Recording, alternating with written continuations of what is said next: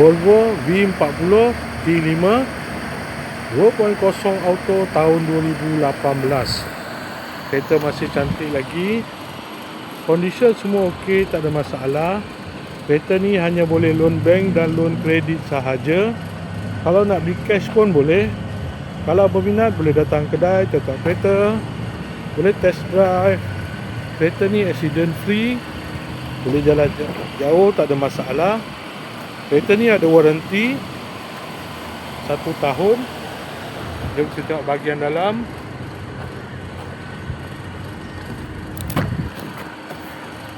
Dalam masih cantik lagi, leather seat.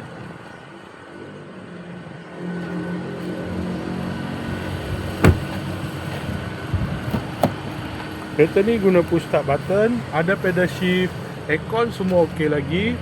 Aircon sejuk.